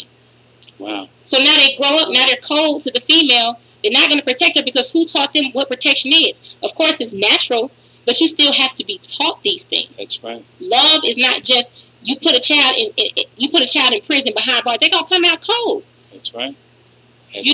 Some people that go to prison, they come out. Some of them, if they have never been shown any love, what do you expect them to come out as? They don't know what love is. So they're gonna treat the woman according to what they think love is, which is just verbal communication. It's not duty, because nobody ever told me to be dutiful. I didn't have to take care of anybody before. I had to take care of myself. So I don't even know what to do when it comes to taking care of a family, children, a wife, finances, bills, your emotional state, my emotional state. It's too much. It's too much on a woman and it's too much on a man. So to me, we all need to be re-educated. We need to be reintroduced to what is the basis of a family. What is a family? What is love? Come on. This needs to be a class. This needs to be in schools. Look, my sisters. Brother Ken, If I can add. we waited too late to bring these sisters on, but Sister Donna, please. First of all, okay, boom. Boom. Blah. And, you asked about why. I'm actually not familiar with the situation that you brought up on the news. But I'm not surprised that it being covered or not being covered. Because you asked about why we don't see this. Isn't it interesting that this one is covered, but we hardly ever get this type of coverage? Because, in truth, since we've been brought over here, black women have been made insignificant. Say that again. We are simply tools to be utilized in whatever fashion. We're just property. I have tools. I love power tools. I'm a real big power tool fanatic. She don't look like it. I don't look like it, but I love power tools. I love power tools. I mean, like if my husband got me a hint, a nice cordless screwdriver for Mother's Day, I would be really excited. But with my tools, sometimes I leave them in the box till I'm ready to use them. Sometimes I give them away. Sometimes I leave them out in the rain so they can get rusted or whatever, and then try to use it. Doesn't work, I throw it away. That's us. I don't know how many of us or in the listening audience are familiar with James Marion Sims. He's known as the father of modern gynecology. You probably know. Okay, for women, this is important. Because the things that we have to do to go through these exams, first of all, we already know a man invented it just because how it goes down. And we won't even go into that. But sisters, you understand exactly what I'm talking about. And he has come up with many of the practices that are the basis of modern medicine today that do serve as a good tool for discovery of cervical cancer and other things like that. But how did he get to that point? He used to experiment on enslaved black women with no anesthesia because of the mindset that the black woman could withstand everything, pain. So all these experimental procedures down to cesarean sections, which is surgery. If you don't know what a cesarean is, they cut your stomach open. It is surgery. Your organs are laid out. This was done without anesthesia. That's butchery. On the black. So you see her as subhuman because if you're doing that to somebody, you don't care. That's right. About that part. You don't see them as a human. You see them as insignificant. And then many other surgeons went on to follow his practice. And now but there's a statue recently built to honor him as the father of modern gynecology. Good God. Then, during the Jim Crow era from the 1900s all the way up to 1970s, we were subject in many, many states to eugenics. Yes. Which is enforced Francis Galton. Sterilization. And of course, now we've recently heard about it coming to light in North Carolina because they carried it on longer than that. Well, it says to the 1970s, but that goes on today. Yes. I can prove that because when I was having my first child, the anesthesia, my very first child, and I got a ring on my finger. So I'm not coming in as a unwed mother, but even if I was, she asked me if I was going to get my tubes tied. That's it. Just the anesthesiology. First of all, what business is it of yours? Wow. You're supposed to just administer this epidural to help me get through this. Why would you ask me that? This is my first child. And I wasn't young. I didn't start having children until I was 35. So I wasn't like a young, foolish person either. What do you ask me? See, that tells me this is still going on. So we've always been insignificant. So our cases, the missing, the whole cities of missing women are insignificant. Wow. Because we're only a tool for breeding, a tool for your pleasure, a tool for whatever. And white women got the benefit of it too. Because just like we were serving Master John, we were serving Miss Ann. That's right. Whatever duty she didn't want to do, we was doing it. We nursed her babies. That's correct. The same babies that would grow up to be masters over us and not care what happens to us. So we're viewed as insignificant. So the lack of coverage, no, it doesn't surprise me. But that's also why we have to support our own, because the Final Call newspaper always covers this. That's right. Black press covers these issues. So as Sister said, we got to re-educate our mind too, even to where we get our information from or where we're looking to from the source. Then we won't have outcries of it being in mainstream media. So what? Let's make our media the mainstream. Our issues are the issues. That's what I'm talking about. And then we will see our significance. Yeah, absolutely. I would like to to say something. Go right ahead. That's why we put you all in there by yourself, so you can just have at it. So Sister Donna, she just gave us an example of a man, I think he's Caucasian, correct? Absolutely. A man who mastered us. That's right. This is the people that mastered the original man. The original man is the black man. That's correct. So his mindset became our mindset. So his perception of the black woman became the black man's perception of the black woman. Yes. So this is actually who we're being educated after. So once again, the master of the original man that comes in the early childhood education. So in the Nation of Islam, we are taught, or we're taught that Master Farad Muhammad, he saw himself destroying the enemy at the age of 6. Knew what he was going to do. At the age of 6. And Yaqub, who was a man who grafted the enemy from the original man, he knew what he was going to do at the age of 6. We should really ponder the question, why at the age of 6? Since we live in a society that believes children don't start learning until 5. They don't start school until 5 or 6, which is a crime against humanity. Because a child is a very intellectual being, an infant, which is like a neurological unit. If we look at the child appropriately, that's actually what we're doing. We're dealing with a highly intellectual being. Yes. So these were the dispositions. Slavery is our disposition. You know, we have young children in the society. They want to be great people. They want to be the doctors and the lawyers and those who are making the money in the community. However, they don't have those dispositions. Their disposition is murdering, killing, all of the vices, crime. This is their inherent qualities. And as Sister Tequila had mentioned about the families, well, in education, they are redefining family. Family is no longer mother and father and the children. They actually consider it a disrespect if we expect every mother and father to come in this particular unit. They have considered, disrespect. You know, our mommies and mommies. That's a family. One of the definitions of a family is an adult that is going to provide an emotional and social healthy environment for a child. It could be dad and dad. It could be, of course, your grandma. It could be anyone, any adult, because the unit has been destroyed. And I'm not saying that those wonderful people who step up to take care of their children, that is a blessing that someone steps up to take care of these children.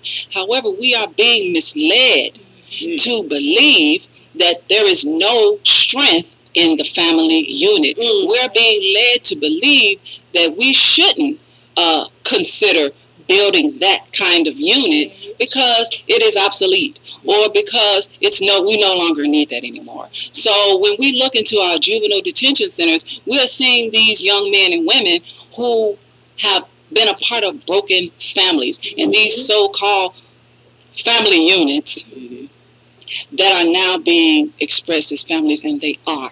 However, we have to revisit these dispositions. We have to revisit these inherent qualities. Why are our children growing up violent? Why are our children born with these qualities? And if we really say we love, our children, then it's time for us to step up and be dutiful to our children. It's time for us to make the sacrifices.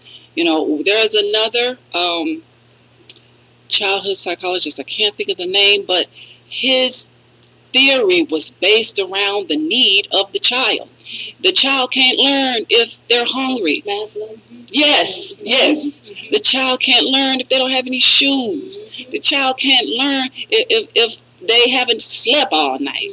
You know, they come to school and they sleeping on the desk. We can't give them an education. We have got to stand up and be the mothers and the fathers that we say we are, because it's been expressed that it is a desire. We do have a desire, but now we got to turn that desire into duty. And we've got to start taking care of our children, because as we can see, it's going to reflect on down the years. I say to my children all the time, and they like, "Ma, that's not true." But I'm telling you all, it is true. The way you are at 3, you're going to be like that at 30. The way you are at 4, you're going to be like that at 40. So if we don't address it right now in these formative years of life, then we are looking at our future. That's right. And this was the foundation of Master Farad Muhammad and Yaqub. This is wisdom that we should get from this and study so that we can begin to build a nation and really start to love each other. That's right. Sisters, look, all of your commentary, I mean, spot on. Thank you all so much. I really, really applaud. I'm so glad that you all were able to make it. But you all make me think of, I mean, a lot of things went through my head. I mean, and I couldn't even keep up with it. Some of it, I just had to pick one, you know, and the one that I picked is, I was invited to Little Rock, to the Little Rock Study Group, and to do a lecture one Sunday some months ago. And my subject was infanticide, how we must stop the killing. And I came across in my studies, in preparing for that talk, a term called feral child.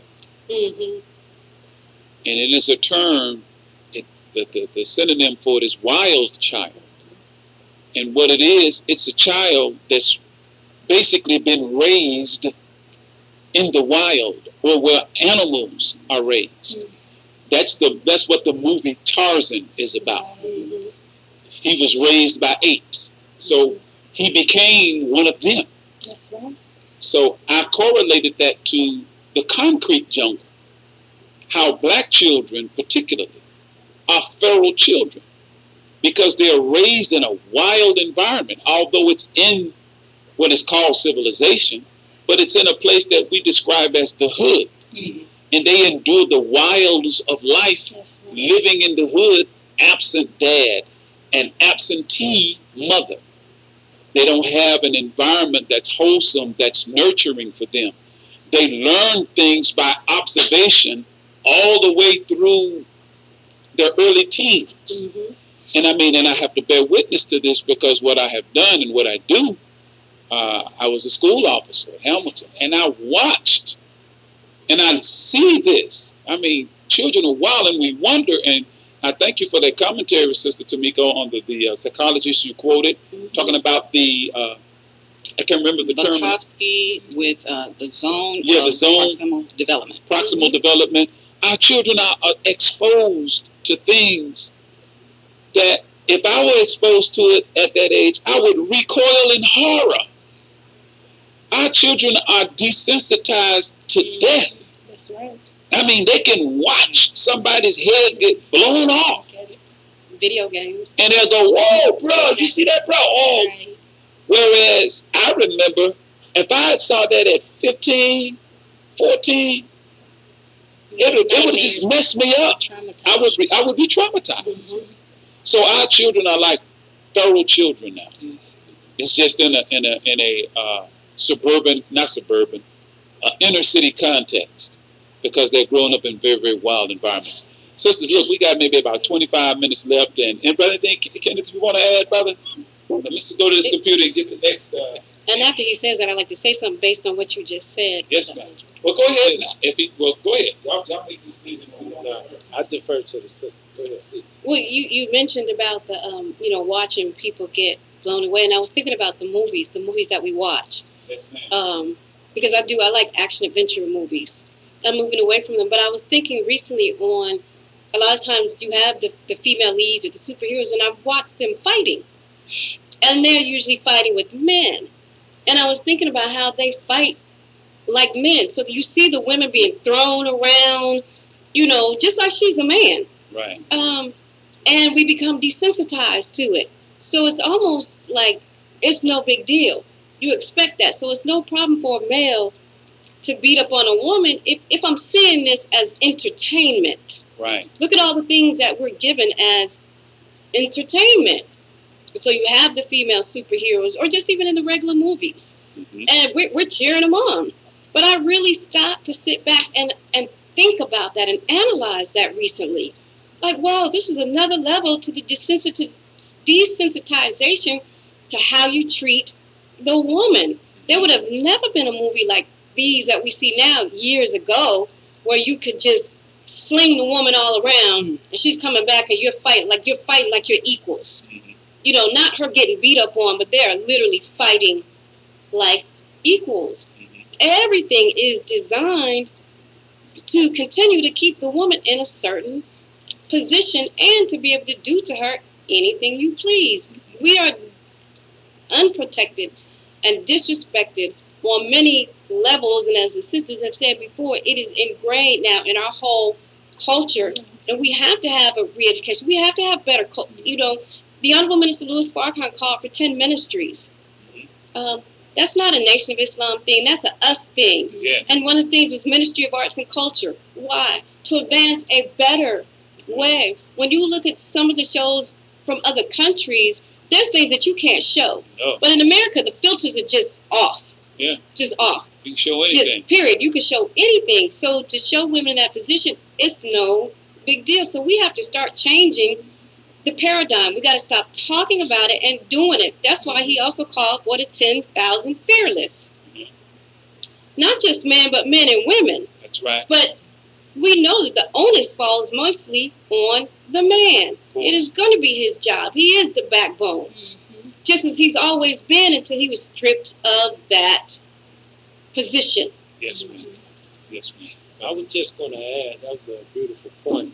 When you were talking about the concrete jungle, in the scriptures, the rulers of this world, they're described as beasts, beasts in human form.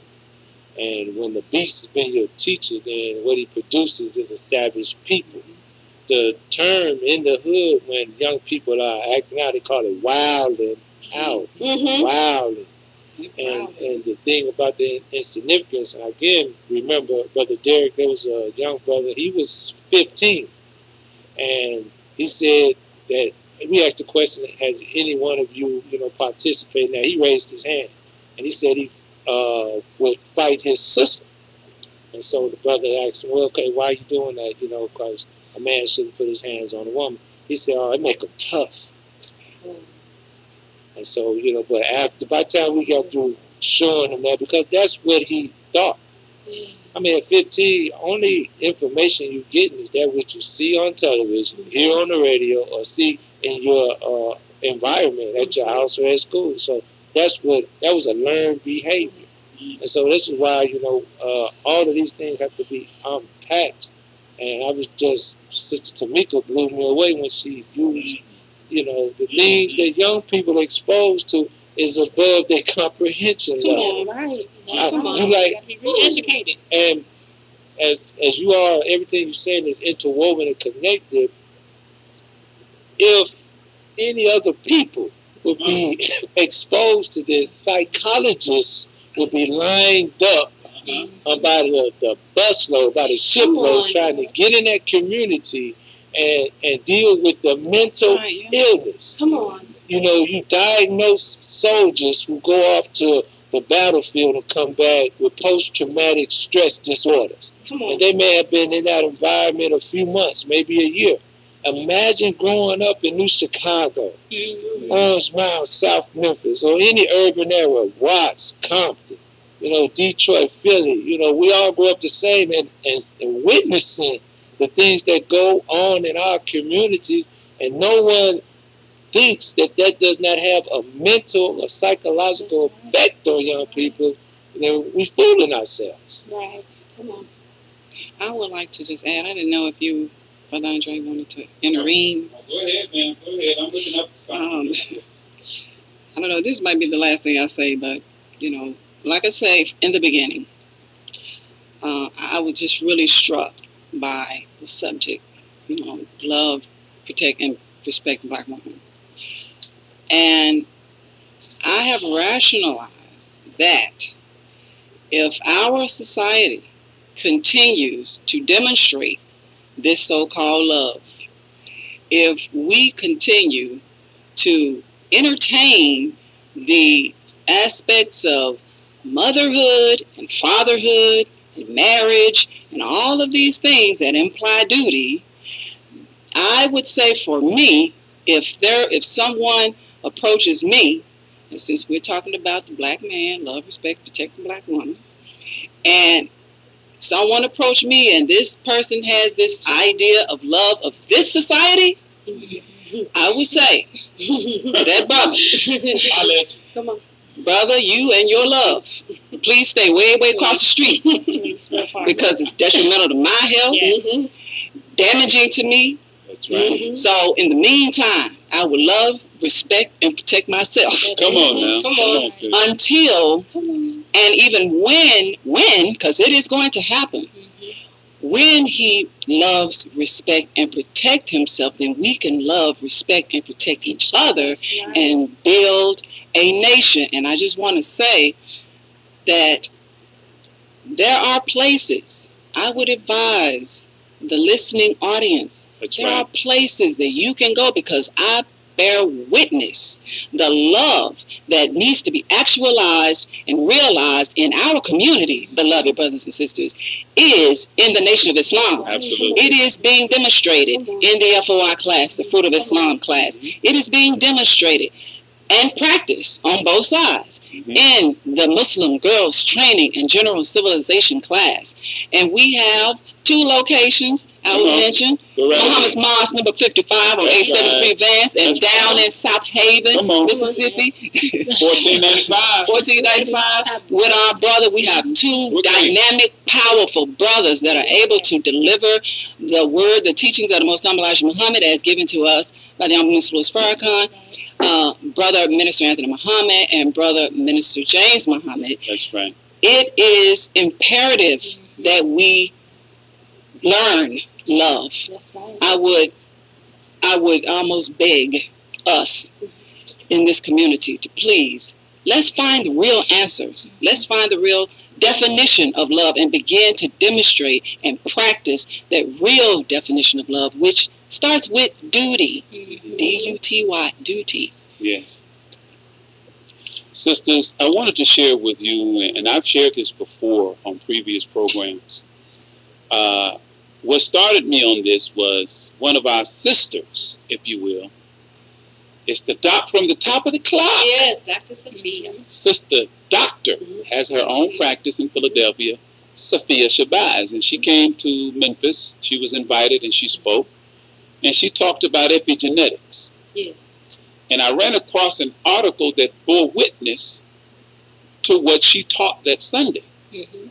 And the article, it's from Mental Health Magazine. The writer is Lincoln Anthony Blades. It was written May 31st of 2016. And the title of the article is Trauma from Slavery Can Actually Be Passed Down Through Your Genes. Mm-hmm. You can get PTSD from your ancestors. Mm-hmm. Now listen at this excerpt from it. And it's bearing witness. I just want to use this to bear witness to you all's commentary that you just gave. Dr. Rachel Yehuda, I hope I'm pronouncing that correctly. Dr. Rachel Yehuda, professor of psychiatry at Ihan School of Medicine at Mount Sinai, has conducted an in-depth research into epigenetics and the transgenerational transmission of trauma. In layman's terms, she is researching how serious incidents of trauma, i.e. slavery, Holocaust, she's Jewish, etc., and post-traumatic stress disorder, PTSD, can be passed down through generations in shared family genes. Her research has revealed that people with experience, or that when people experience trauma, it changes their genes in a very specific and noticeable way. So when those people have children, their genes are passed down to their children. The children also inherit the genes affected by trauma. Yehuda, who was born in Israel and lived in a predominantly Jewish neighborhood in Cleveland Heights, Ohio, first tested her theory out on a small control group of her neighbors who had survived the Holocaust. What she found is that the Holocaust survivors had a similar hormonal profile to Vietnam veterans suffering from PTSD. Our brains have a region called the amygdala, which performs the primary roles of processing memory, emotional reactions, and even threat detection.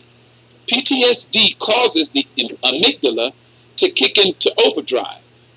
It wasn't until years later, after meeting with the child of a Holocaust survivor, that she decided to test if the traits were passed down through generations, and her study confirmed what she thought.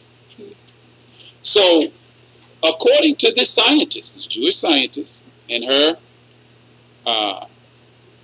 experiment, the epigenetics of genes and the ability to pass trauma to generations, subsequent generations, by way of the genes through trauma and the amygdala, as she mentioned. Yes. That's a part of the brain. This explains, at least according to her research, why it is that we're having the kind of problems that we see in our community, and that appears to be getting worse and worse. Not appears, actually is getting worse and worse and worse, because the root cause has yet to be addressed. Black people suffered from trauma. Yes. Profound trauma. Trauma that no other human beings have ever faced. I mean, no one has endured, and this is why I get upset. Okay, hold on, I got a caller calling. Excuse me. Go ahead, Brother Kenny. Sorry, bro. Let's go ahead and get him in because we're up against the clock. But I think this conversation can go on tomorrow. And we may need to be trying to produce another show for you ladies, because this information is on point. The board is on fire. We got Brother Datrin. I want to give a shout out to Lori. And I'm going to give it back to Brother Andre, because we only have about 8 minutes. We want to get this call in and then have some closing commentary. Go ahead, brother. I got it. You still don't have it yet, brother?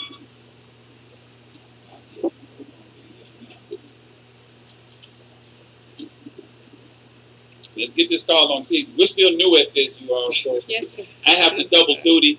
We got a call on the air, Brother Simpson, I think it is. Go ahead, Brother Simpson. You're live on the S.O.S. radio program. Yeah, I was wondering about what you were talking about. The family, you know, that go through the post-traumatic stress and all kind of genes that down generation with slavery and stuff like that. Uh-huh. You know, this stuff has already been proven, because there's something I remember a long time ago they called bad seed. Uh-huh. Demon seed and all of that, yeah. Yeah, and, you know, I have seen families back in my time when, you know, like the Joneses or the the Jeffersons or whatever down the street, when they have a baby, the baby come out just like the rest of the family. You know, they just grow up to be up to no good. I don't know if the environment or what, but basically the whole household just ain't no good. Well, the question I guess you're asking is, why is that? Or are you just simply bearing witness to what we just read that speaks to what you just said? Yeah, because I can see that what you're talking about is true. Yes, sir. I really can, you know. Yes, sir. Well, brother, look, thank you. Do you have a question for our sisters? We have maybe about 10 minutes left. We have 3 beautiful sisters on. We have been discussing. Apparently, you have been listening. We thank you for your call. And I just love conversation like what y'all be talking about, man. And I just listen. I just had to call in on that topic that you were talking about. Yes, sir. But I want to throw something out. See, I'm a veteran, and I was thinking, though I'm black and my ancestors was in slavery and all this stuff, I was thinking about the post-traumatic stress that veterans have, when they go through war and all this kind of stuff. Could that be passed down? Yes, sir, it certainly can, according to Miss Yehuda's research. Okay, then I'll be getting in contact with the VA and make sure my granddaughter Yes, sir, man. Look, you do your due diligence, beloved brother. Thank you so much for your call, my brother. May God bless you. Yes, sir, you do the same. You do the same. Bye-bye now. Now, that was Brother Simpson. He had... What do you think about that, Brother Kenny? I was saying Sister Tamiko wanted to give a comment on something. I want to make sure because we had about 5 minutes before you had to get your announcements in. So go ahead, Sister. Did anyone else want to come up? Oh, I had a quick comment, but you can go ahead. We're going to try to get everybody in. This is a closing statement. And this is actually going to be brief because I'm still studying this as well. So in my field of study, we're actually talking about trauma. And there are just different kinds of trauma, from like entering into early childhood classes. We are taught the stresses on a child, stresses on an infant. So our trauma starts in the womb. The trauma it's extremely early, and what researchers are finding is that, praise be to Allah, this trauma can be reversible. So if we can see a child, they come in and they're very quiet. Or if we see a child, they're very frightful. Or if we see a child, they're very dazed-eyed. Or if these are the kind of infants, they are actually experiencing trauma because what they see mom, dad going through, because it's genetic. It's something that has been passed down and it's inherent. And the researchers are saying that it can be resolved through just tenderness, loving, being kind, holding the child, recognizing the child, love. That's the answer to the problem. Love is the answer. Sister Tequila, your closing remarks. You got about a good minute. Each one of you get a good 60 seconds. Well, I just want to say, I think we all should tune into How to Give Birth to a God. Yes. The Honorable Minister Louis Farrakhan. Those lectures give you so much until even before conception. You have to get your whole body ready to birth a child. So it starts generations before time. So we can get our bodies and our minds together, get that knowledge within ourselves. We can birth the new generation. We can birth better children than we're birthing today. So praise be to Allah. My sister Donna. Mine was just a quick personal experience in regards to the trauma. In '99, my husband and I were blessed to go to Africa, and we went to the slave dungeons. We was there on our honeymoon, and I went into the slave dungeon. And when I walked across the soil, they told us that soil wasn't actually just soil. They had cleared it out for the Nation of Islam to come visit for our convention. It was literally the bodies returned to the earth. We literally returned to the earth. And it's like soil, but when I walked across it, I literally felt the ribs of my ancestors under my feet. And I cried. I was the only sister in a group of brothers on that particular tour. And I mean, I cried a deep cry. Because I promise you, to me, I felt those ribs underneath the soles of my shoes, crunching, and it was traumatic. And so that was just a personal testimony to bear witness to, yes, that trauma is real, we can experience, and sometimes we have these deep-rooted sadnesses that we don't even know where it comes from. It's a grief deeper than whatever happened that looks like it caused that. Right. This is a 400-year-old psychic trauma, but we are so grateful. Come on. That, as the scriptures say, God came down to see if what I heard of their cries all together and delivered up to us the Honorable Elijah Muhammad and the Honorable Minister Louis Farrakhan, so that we could start stepping away from that trauma and be re-educated and retrain our thinking and be saviors of our people.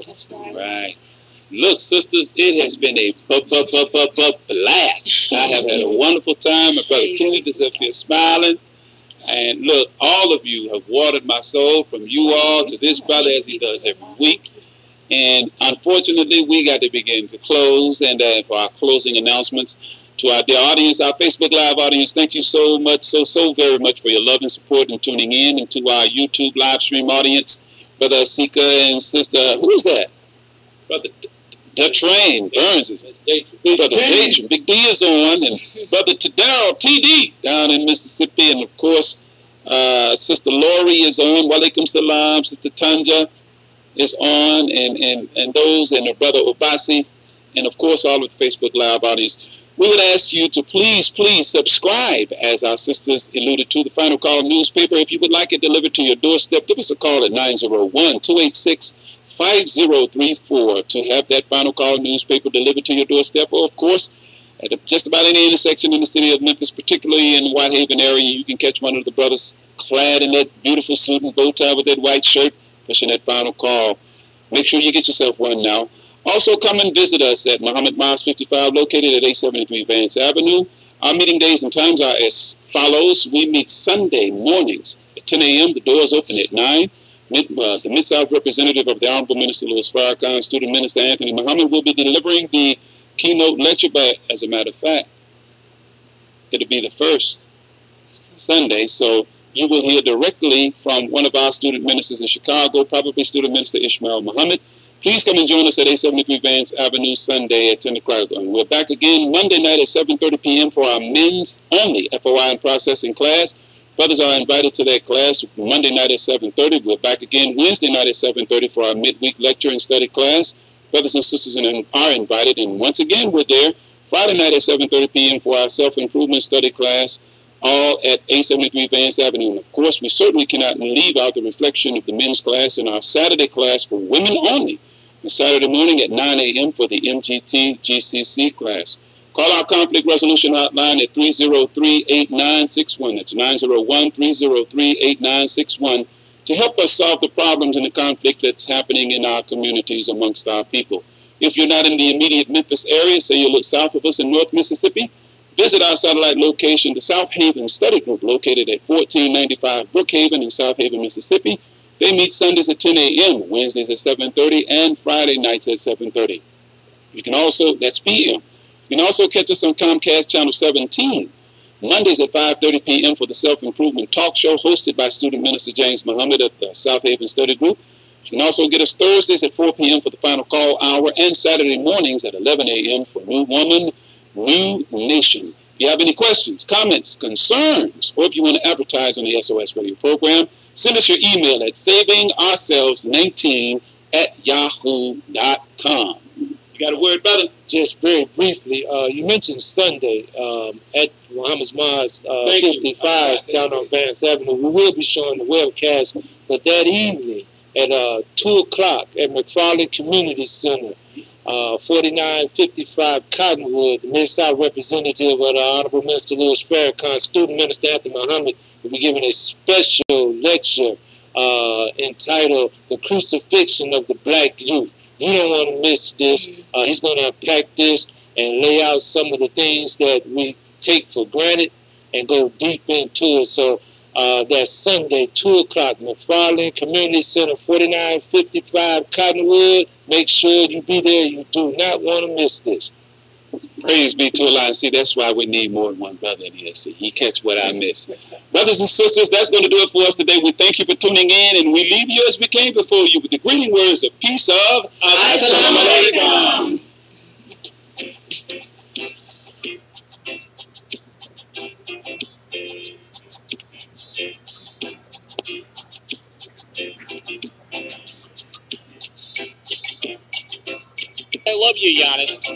no bias here. I think James Harden has been more valuable to his team than Giannis has, and it's like pulling hairs because both guys are so damn good and both guys are so damn valuable.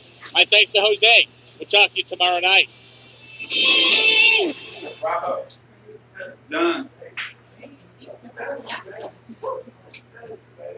I knew it, brother.